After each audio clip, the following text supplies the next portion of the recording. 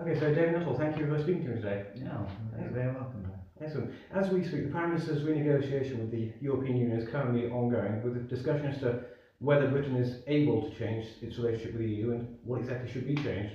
With that in mind, what are your thoughts on the Prime Minister's renegotiation as it stands at the moment? Well, my view is that we should leave the European Union. I every credit to the Prime Minister for changing his view as to whether or not we should have a referendum on our membership of the European Union. I believe that we should leave the European Union. It was the Prime Minister's idea that rather than just have an in-out referendum, he would try and renegotiate the terms of our membership before we have the referendum. The very fact that he has decided that it is necessary to do that demonstrates that even he accepts and must feel that the prospect of a majority of those voting in a referendum deciding to vote to stay in would be increased if there was a change in our relationship. He feels that powers should be brought back to the United Kingdom. The only difference between us is that I want to bring all the powers back to the United Kingdom. He only wants to bring some of them back. Excellent. So what exact powers would you like to see repatriated? Well, I want to bring all of them back. Every single member? Yeah, my view is that we should control our own affairs and that the Parliament in Westminster should be sovereign.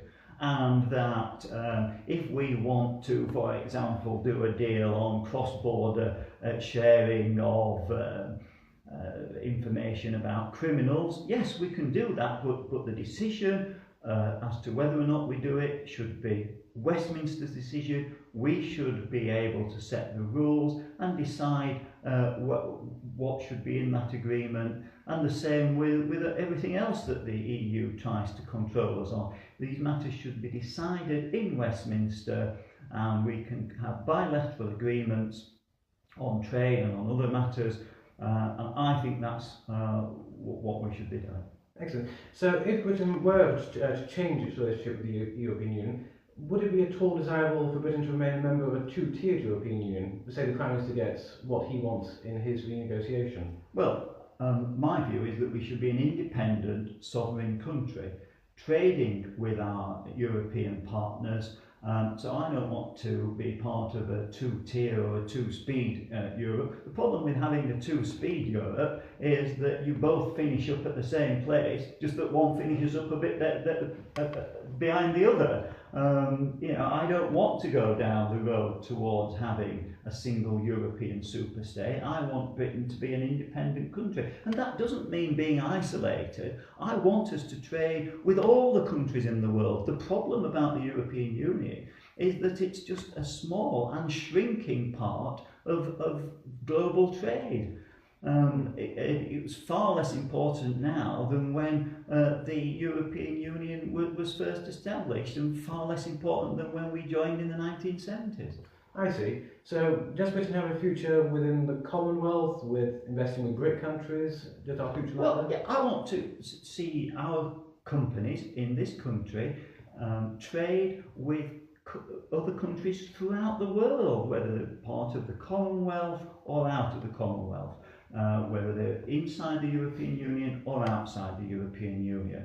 The point I make is that at the moment, the majority of companies in this country do not trade with the European Union, but they're still bound by all the red tape that is imposed upon us by Brussels. I see. So yesterday Sir John Major said Britain was safer and more influential than the EU. On the issue of safety, is the EU keeping Britain safe from Daesh, Russia and other threats like that? No, is the short answer. The European Union, whilst it likes to think it has a role in these matters, is not the body that it keeps Britain safe. What keeps Britain safe are our own armed forces, our own independent nuclear deterrent, and our membership of NATO.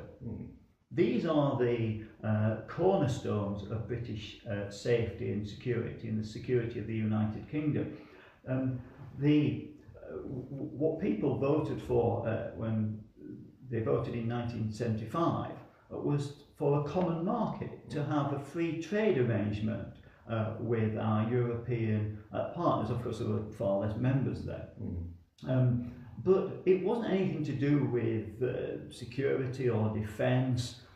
These are attributes which the European Union, as part of its ongoing move towards becoming a superstate, has attracted towards itself. It's gradually trying to develop for itself all the attributes of an independent country.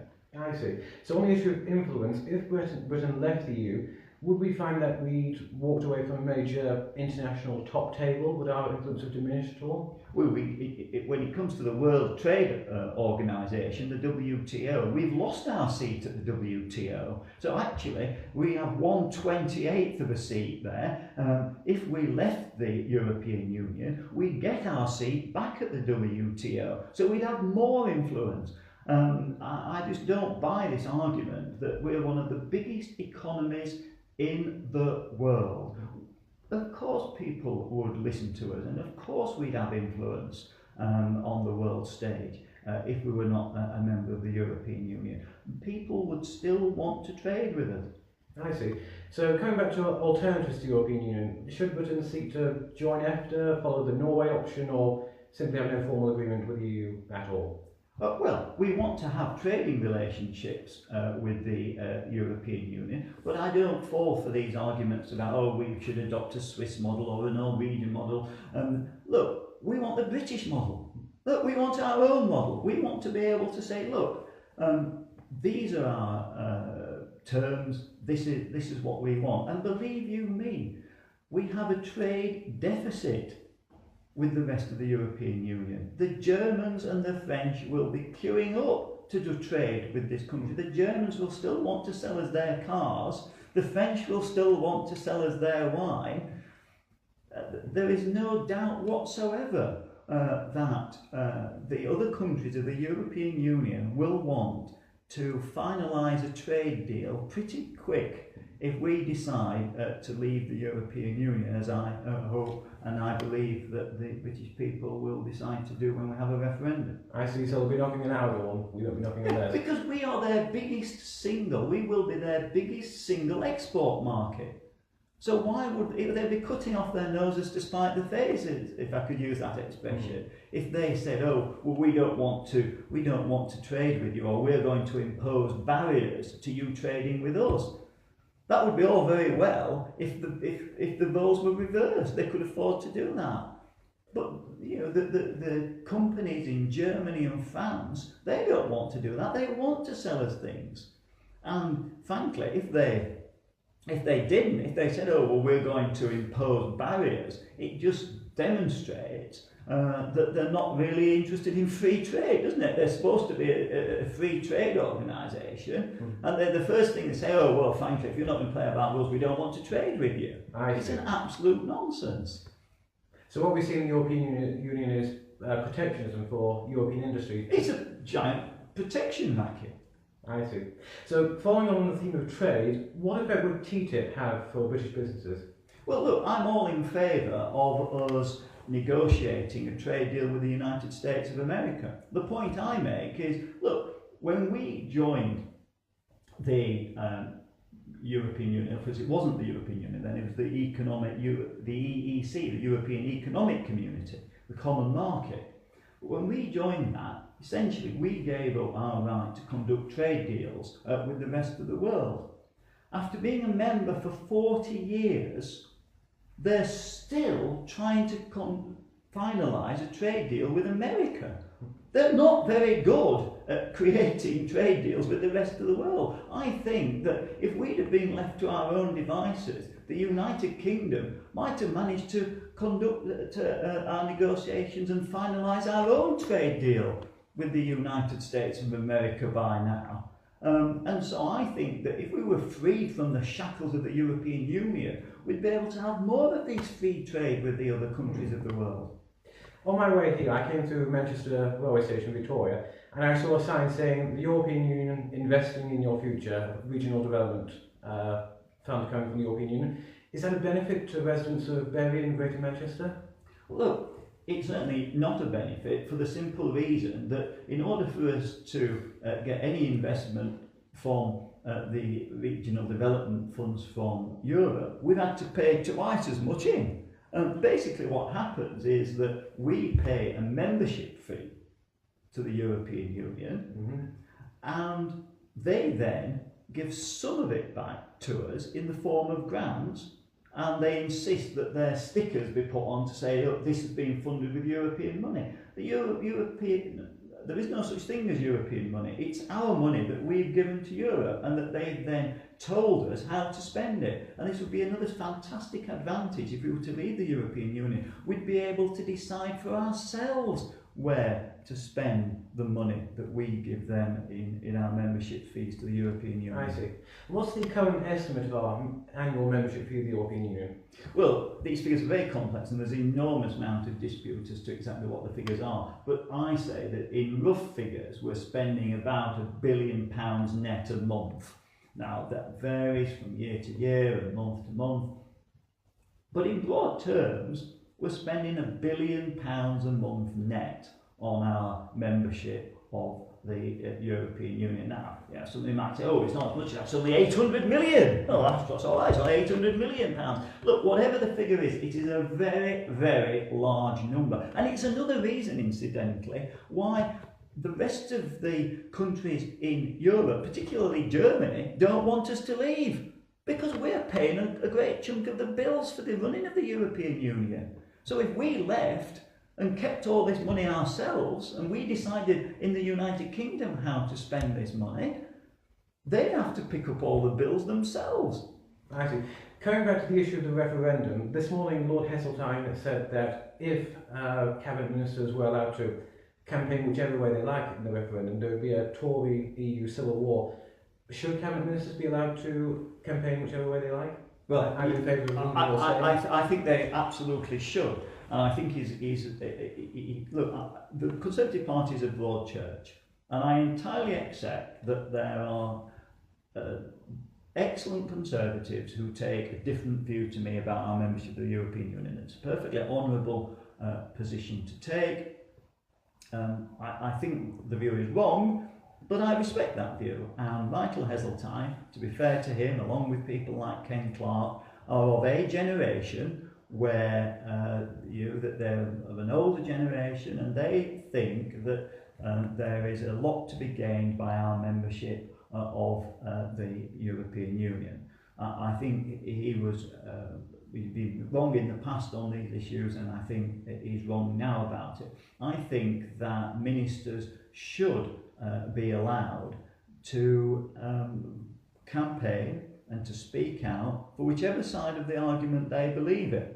The whole purpose of having a referendum is because there are different views within the political parties. There are different views in the Labour Party as to whether or not we should stay in or leave, and there are different views certainly within the Conservative Party, I suspect that with the Conservative cabinet.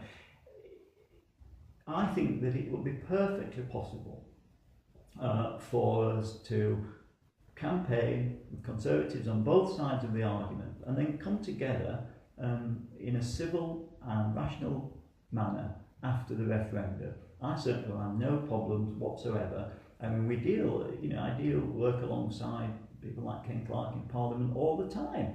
And we don't have any problems. He knows my view, I know his view, but it doesn't matter. We agree about far more than we disagree. And the fact that we have a disagreement over one particular thing doesn't stop us agreeing on lots of other important matters. I see. So moving on to constitutional matters a little more, what effect is the European Union having on British parliamentary democracy? Well, I see this as a Member of Parliament, and I've realised it more in the last 5.5 years since I was elected to Parliament, that essentially our parliamentary sovereignty is being destroyed by our membership of the European Union. What it boils down to is simply this, that on so many areas we are told what to do by the European Union. That's what it boils down to. Now, people can say, well, we've got an influence. Well, I'd prefer to have 100% say rather than have an influence over our own affairs. You know, they say, oh, well, you can influence the decisions. Well, that's great. Well, marvellous. I'm not so sure how much influence we've got. You know, we're 1/28th of the club. If we were an independent sovereign nation again, we could have 100% influence because we'd be able to decide for ourselves what laws to have in this country. And on things like the common agricultural policy, common fisheries policy, all these things, and under DEFRA, DEFRA has virtually no control over any of the matters under its control at all, under its ambit, because they're all decided at a European level. All been lost to cow.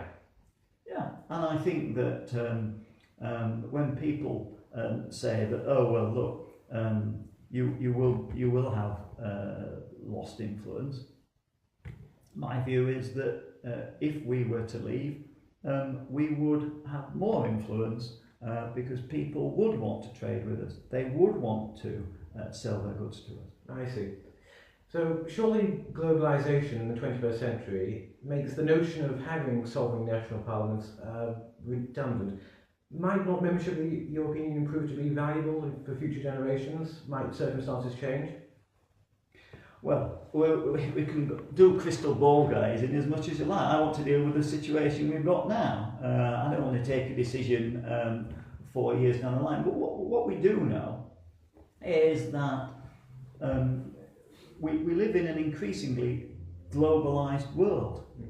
And the trend, if anything, is towards having more individual countries. If you look at the number of the countries in the United Nations 50 years ago and compare it with now, you know, the trend is in one direction and it's up. You know, there's now nearly 200 independent countries. If you look at last week, there was the Paris summit on climate change, there were 195 countries there. You know, the trend is to have smaller, independent, sovereign countries, and it really all comes back to things about where our demos lies. You know, the fact is that we are our history isn't the same as that as of our European neighbours. I see. This last question is pretty repetitive, but I'd just like to ask you, what are the fundamental principles which lead you to conclude that Britain should leave the EU? The ability to control our own affairs. That's the number one thing. Parliament must be sovereign. There is nothing to be gained by being told what to do by others. I do not accept that there would be jobs lost. The rest of the Europe need us more than we need them. They need us because they want to sell us their goods. Our security does not depend on the European Union. It depends on our own armed forces, on our nuclear deterrent, on our membership of NATO. We don't depend on the European Union to keep us safe.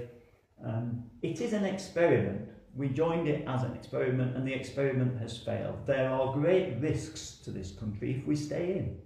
Because if we stay in, they will take it as a green light to be able to continue with the project. I see. And it's all very well saying, oh, we've taken out of the preamble to the treaty, which is one of the things in the renegotiation, the words ever closer union. If that was such a big deal, do you really think they would have agreed it without a word of contradiction? I mean, it's been agreed almost on the nod because they know it's meaningless. The only thing they're arguing about is whether or not we can stop migrants from the other EU countries being able to claim benefits in work benefits for 4 years. Now just think about that for a moment. In other words, this is our great influence. This is our great influence. We can't even decide who gets benefits. We have to go begging to Europe. We have to negotiate to say, oh, please let us decide our own rules on benefits. And the same with steel. When we wanted to help our own steel industry out a few weeks ago, we couldn't do it just because our own Parliament in Westminster decided it was a good thing. No, our Secretaries of State had to go over to Brussels and beg and say, oh, please, we want to, can we do a deal, please, because we want to help out our steel industry. We have lost the ability to run our own affairs. And this is what we need to get back. We need to be able to run our own affairs, create our own free trade deals, not just with the other 27 nations in the European Union, but with the whole world. And as I mentioned a few moments ago, it's taken them 40 years and they've still not agreed a deal with America. That shows you how efficient they are at these matters. I'm sure we could have got one done by now.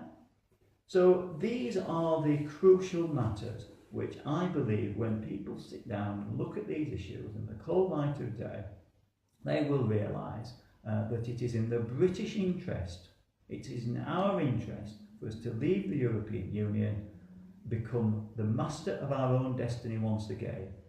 And I believe that when people look at all the arguments, they will realise that there is a bright golden future ahead of us.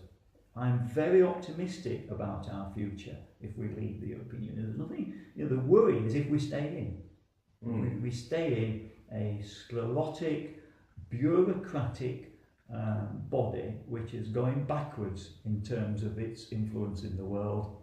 We need to be out there as a nimble, independent country, creating trade deals with the rest of the world.